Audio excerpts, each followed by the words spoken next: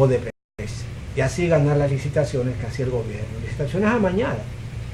Que dicho sea de paso, este caso se descubre no aquí en República Dominicana, porque si aquí se hubiera dicho algo de eso, hubieran dicho que eso es persecución política contra el gobierno por las obras magnas que está haciendo. Pero resulta que no fue aquí que esto explotó, señores. Eso explotó fuera de aquí, de Estados Unidos, vino ese asunto para acá. Entonces, no se extraña que en la prensa de hoy lo que aparezca es el año de prisión preventiva que le dieron al joven Brian vinculado a la banda de Percival.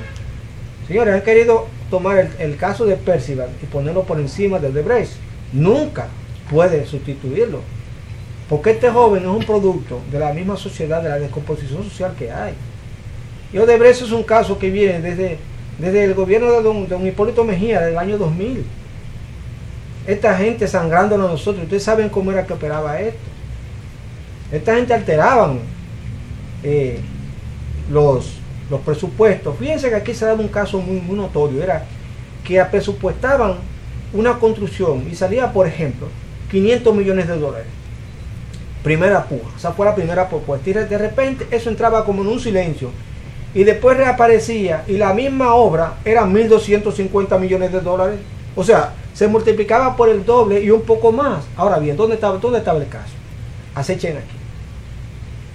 De cada 100 dólares que Odebrecht cobraba, 56 iba a los bolsillos de los tipos que estaban sobornando, como dijo don Alfonso, de los carajos del gobierno, de los gobiernos, desde Hipólito Mejía hasta aquí, pasando por Leonel Fernández y concluyendo ahora con Danilo Medina. Que dicho sea de paso, la esposa de Joao Santana, quienes están presos en Brasil por lavado de activos y fraude y muchísimas otras cosas más, ha confirmado que Danilo Medina cubrió gran parte de su campaña política con dinero que le dio la Odebrecht. Jacinto, le suelto esa papa a usted. Saludos, don Jaime. Desde el año pasado no nos veíamos. Así es un dicho. Sin embargo, fue el viernes pasado, hace una semana. Sí. Pero fue el año pasado. Así es. Mira, cuando escuchándote a ti, pero mirando también todo, repasando la prensa, como cada día, es extraño que uno no pueda ver en los periódicos principales ese tema que se debe ser un tema número uno. Pero ¿qué pasa con este país? Es que ya el tema de la corrupción ya no es un tema. No es un tema que llame la atención, no es un tema que se le puede dedicar tiempo, porque ya la sociedad dominicana ha asumido eso, la corrupción, como algo normal. Y cuando ya algo es normal y todo el mundo lo ve y al final todos queremos ser parte, porque a quien no le gusta coger los mangos bajitos, a quien no le gusta vivir bien, a quien no le gusta tener recursos, y más cuando se está propiciando a una sociedad que el que tiene es el que vale el que tiene y no tener un valor en sí mismo. Entonces eso no es extrañar que esos temas los medios de comunicación no lo traten, porque los medios de comunicación en los últimos tiempos siempre se han manejado para tocar temas mediáticos que llamen la atención, que vendan prensa, que la gente pueda, y por eso estamos en este círculo con todo el tema de lo que ha pasado con el atraco y el robo a los bancos. Y hay que quedarnos ahí. Fíjate que ya el tema del aborto ya salió del tema del escenario de la prensa, y te fijas, ya son el tema. Entonces, otra cosa, como nosotros y como en el país, más los medios de comunicación abordan el tema. Hablamos siempre, fíjate, y escuchándote a ti, pero yo lo escucho también en otros espacios. Fíjense que lo que estamos manejando son cifras en dólares. Pero no todo el mundo aquí maneja el tema. La gente no hace el cambio. Cuando se habla de 92 millones de dólares, la gente se queda en los 92 millones de dólares. Pero cuando tú lo sumas por peso dominicano al 44, entonces ahí es posible que uno pueda por lo menos decir, wow, y es tanto millones, es tanto dinero que eso solamente es el soborno. Cuando tú le sumas todo lo que es la parte de sobrevaluación, que tal vez al doble en el sentido de lo que es el contrato, porque uno se queda solamente en 92, 50, 100, en la parte del soborno, pero no en todo lo que implica una sobreevaluación de los contratos y de las obras. Que al final, ¿cómo repercute eso en lo que es la calidad de vida de los dominicanos que tenemos que pagar eso? Porque parte de esos recursos, de esas inversiones, de esos contratos, en su mayoría, casi un 100% son préstamos. Sí, a corto, a largo plazo, lo que implica eso. Y que nosotros lo que estamos haciendo es dejando una sociedad, un estado, a una población de entre 15, 20, 40 años que va a estar pagándose ese préstamo. Estamos empeñando el país a las generaciones que vienen, y eso como que no es problema, no nos incumbe, no importa. Entonces yo creo que el papel de por lo menos el ciudadano que está preocupado, que siente por la sociedad, que siente por el país y que puede ver un poquito más allá de lo que implica esto, estemos siempre tocando este tema en estos espacios. Pero es que eso debiera poner ojo avisor a esta generación de políticos, porque resulta que es verdad que la gente le pierde el interés a los temas, por ejemplo en este caso la corrupción, porque la gente critica tal cosa, por si tiene la oportunidad de hacerlo, pues lo hace, porque no hay una cultura de la honestidad como educación inicial, ni siquiera de los padres hacia los hijos. Digo esto porque yo he visto muchos padres, y lo he visto, mis ojos lo han visto, en los supermercados, cuando antes le ponían los precios, que no había el sistema de lectura de código de barra, la gente me miraba el precio que tenía y lo ponía. Yo llegué a ver muchos padres con sus hijos ahí, cambiándole los precios a los artículos, y que les quitaba la etiquetica que tenía un artículo y se lo ponía a otro, para que cuando fuera la cajera no mire el artículo, la cajera lo que miraba era el precio que tenía y tecleaba, y esto es lo que salía. De modo que los niños que se crían viendo a los padres haciendo eso, asumen y entienden que eso es el modo de vivir, que es la forma de la vida. Entonces, la corrupción para ellos es indiferente, no le llama atención. En países que se respeten, que es lo que aquí se ha perdido el respeto por todo, comenzando por los políticos que nos gobiernan, que nos han gobernado, que no se respetan a sí mismos, que no tienen el más mínimo ápice de lo que es el valor moral y ético para desenvolverse en una función de tanta envergadura como es ser, por ejemplo, el primer mandatario de una nación, o funcionarios, o diputados o senadores, que son representantes vivos de la sociedad, porque eso es lo que son los diputados y senadores, representantes de conglomerados sociales específicos. Entonces, cuando una sociedad se cría viendo al liderazgo social de una manera, liderazgo político, mejor dicho, abusando de ello de manera olímpica, como pasó con los regidores de San Francisco de Macorís, creo, si mal no recuerdo, ojalá que no me traicione la memoria, que se hicieron el 31 de diciembre, cuando todo el mundo estaba haciendo su fiesta y su cosa preparativa para el año nuevo. Ellos estaban sesionando y se hicieron un aumento ellos mismos de 95,000 pesos mensuales, se llevaron a 150,000 pesos. Entonces eso se hizo por la puerta de atrás. O sea, mientras todo el mundo estaba entretenido en aquello, vamos a darle este golpe por aquí. La gente, como está en fiesta, no le va a poner ningún tipo de reparo. A la gente no le importa. Ahora ese dinero que ellos están calando de manera, digamos, que se nota por la forma que lo hacen con un sentido malvado. Ese dinero, ¿de dónde sale? Sale del impuesto de nosotros, de nuestros propios impuestos, lo que nosotros pagamos al Estado como impuestos. Entonces es verdad, la gente aquí no le pone mucha atención a la corrupción, porque la gente critica la corrupción, pero quisiera estar ahí para robar. Hubo alguien que me dijo a mí, de manera jocosa, y se ríe y me dice: lo que yo lamento es que yo no estaba ahí para coger unos cuantos millones de esos de Odebrecht.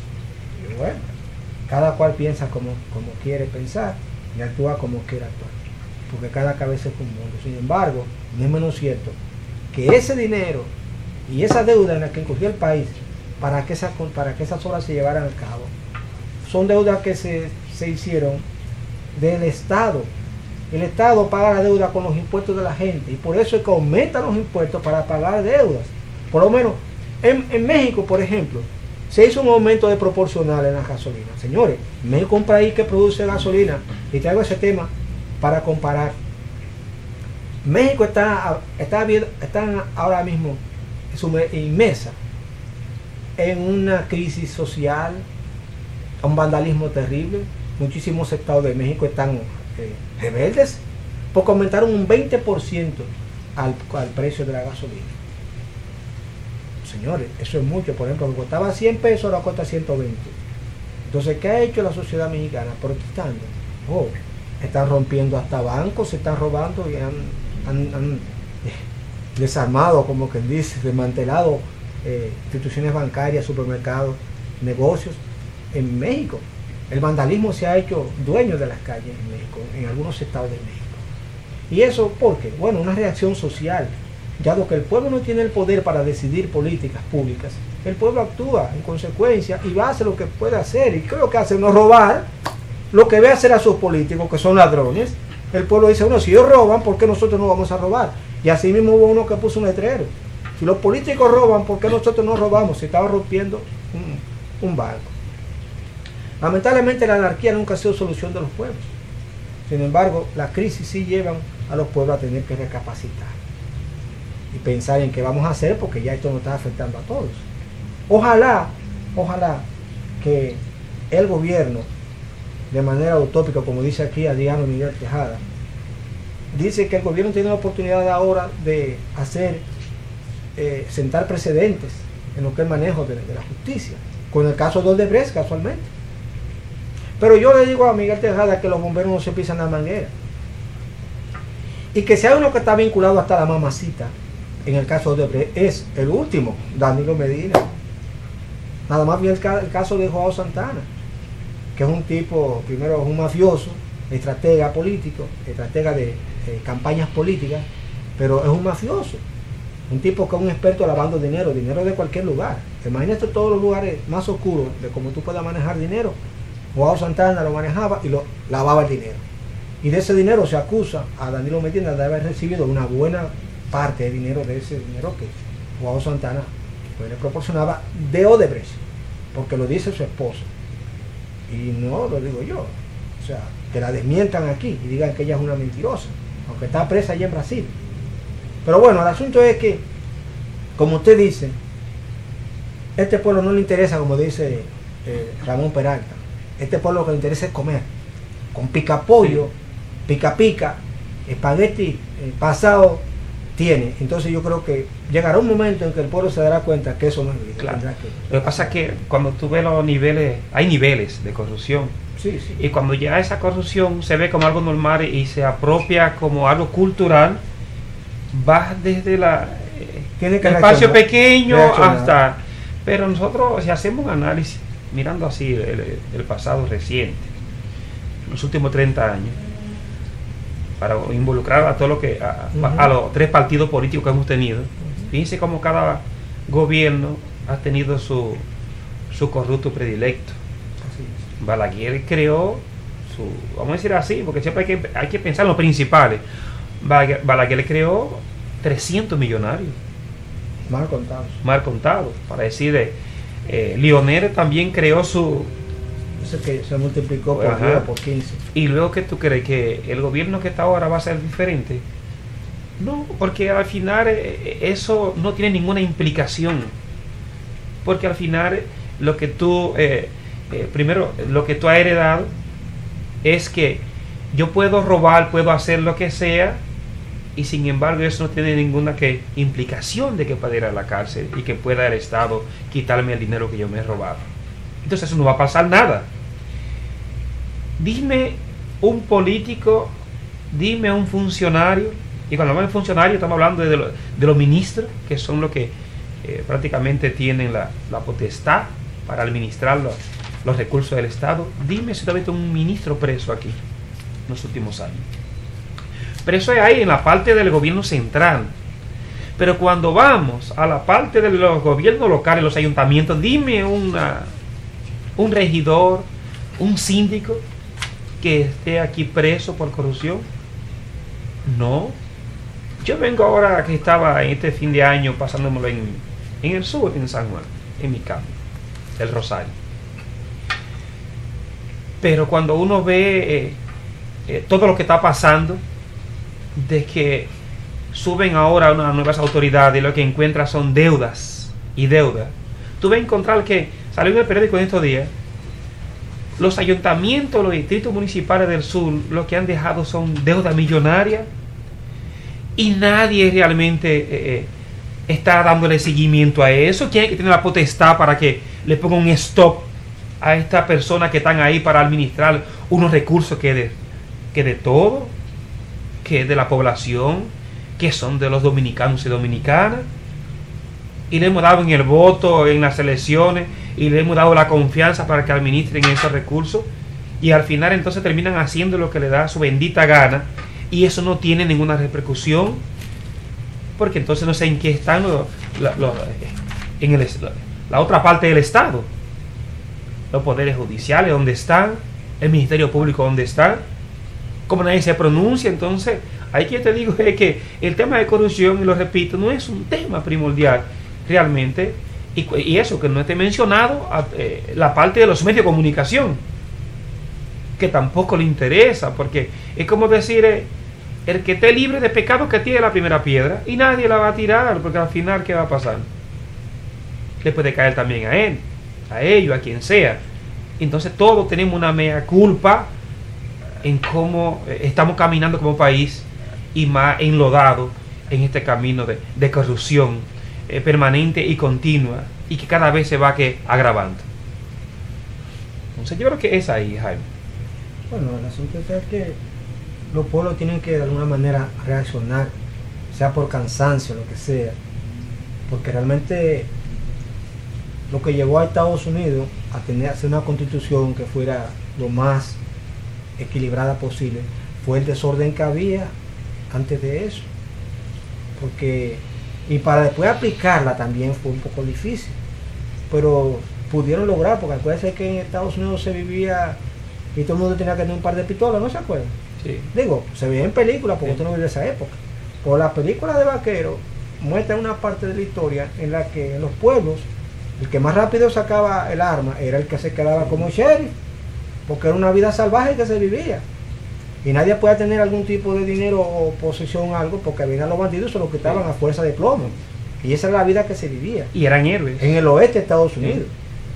Y en Estados Unidos realmente, país de inmigrantes.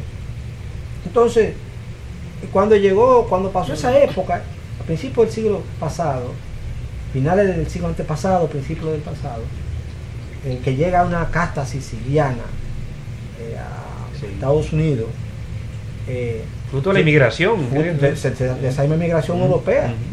Señores, surgió un tipo de mafia que llamaban la Cosa Nostra, ligada a un grupo étnico que llegó, unos italianos procedentes de la isla de Sicilia. Entonces, aunque aquello era un problema serio, porque realmente era un problema serio, lo que pasaba por ejemplo con el narcotráfico de hoy, pasaba en aquella época, pero con el whisky, con el tabaco, con la fumadera, los casinos y todo lo demás. Entonces,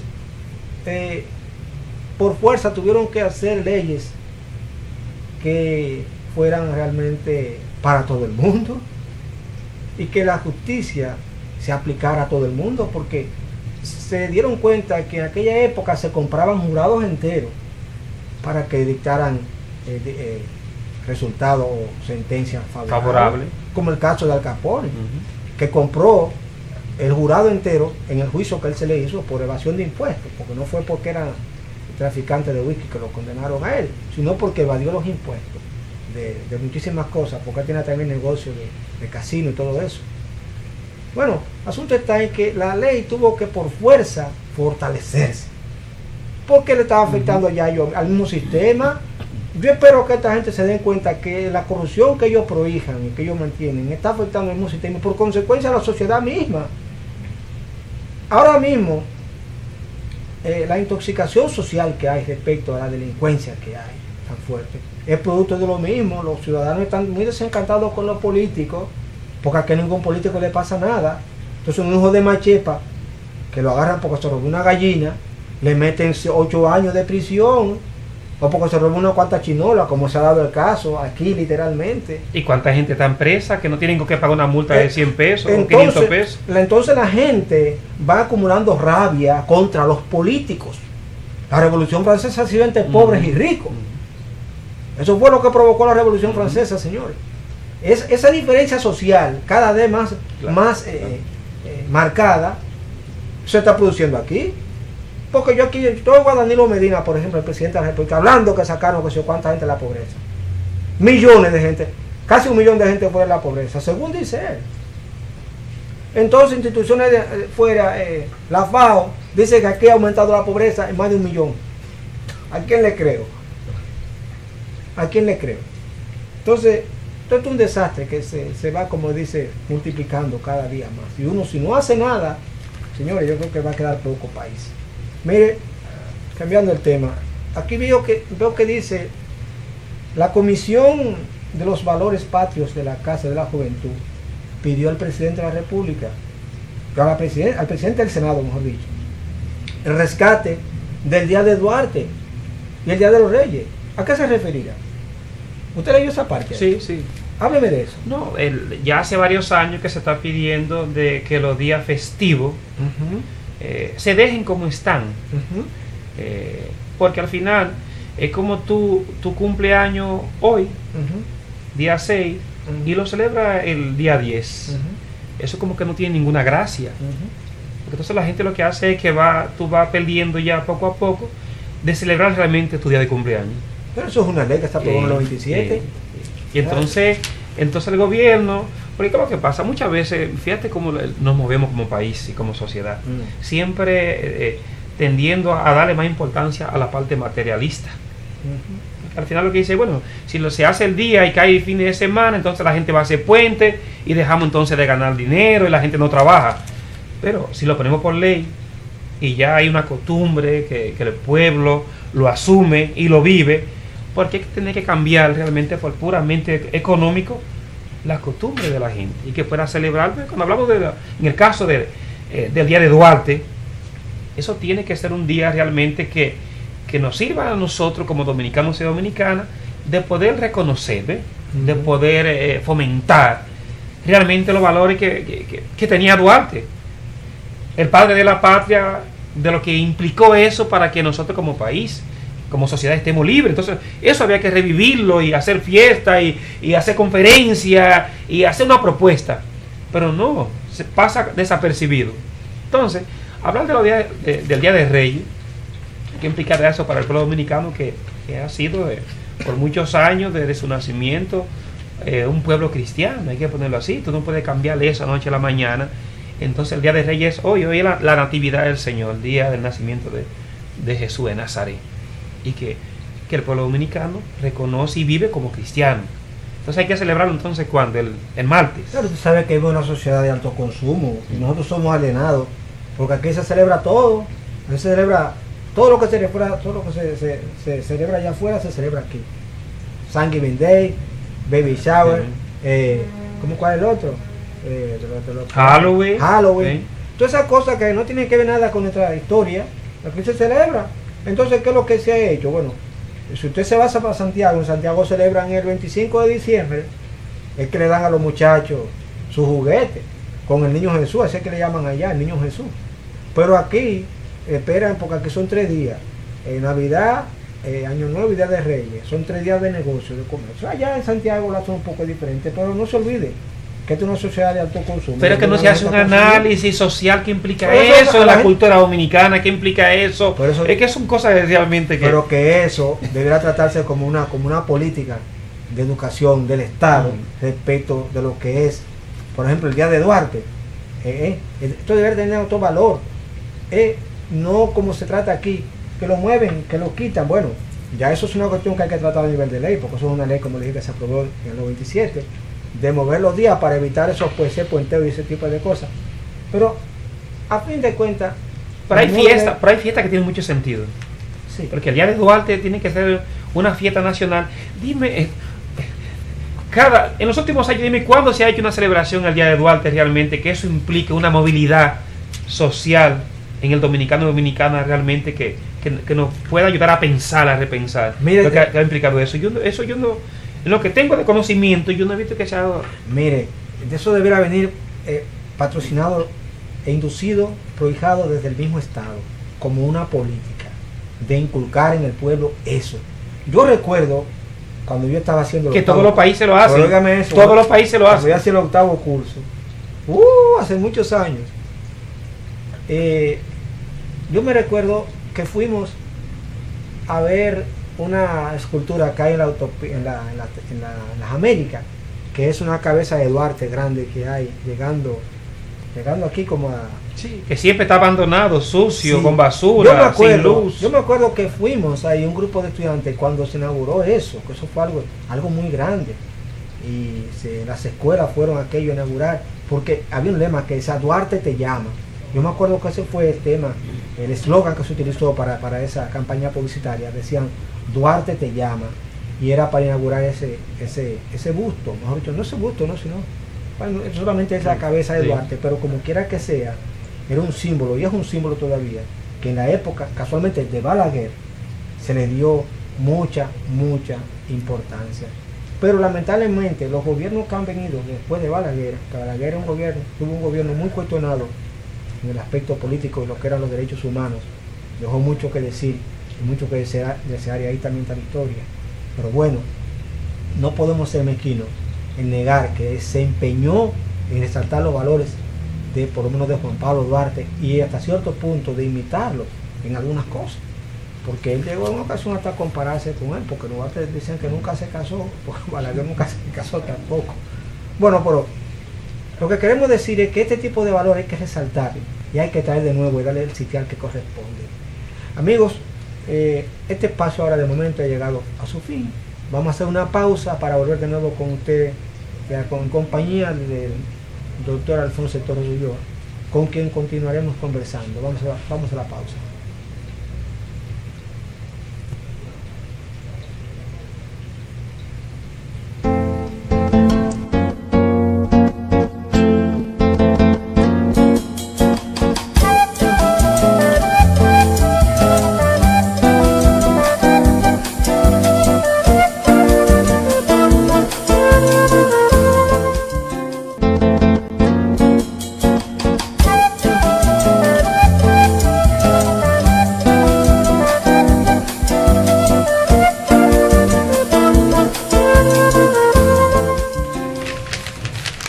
Seguimos aquí en su espacio Voz para el Cambio. Recuerden, el caso Odebrecht, el caso de la corrupción, el caso de la impunidad. El periódico El Diario Libre de esta fecha reflexiona sobre el tema Odebrecht, el tema de la corrupción, porque Odebrecht para nosotros es corrupción, lo propio para el Perú, para Guatemala, para Estados Unidos, para Brasil, porque Odebrecht es eso. Es mafia, es componenda, es soborno, es inmoralidad. Y entonces el periódico El Diario Libre nos dice en el editorial el caso Odebrecht y el futuro dominicano. El caso Odebrecht representa al país una oportunidad única para avanzar en 3 campos fundamentales para su desarrollo. En primer lugar, para el Poder Judicial,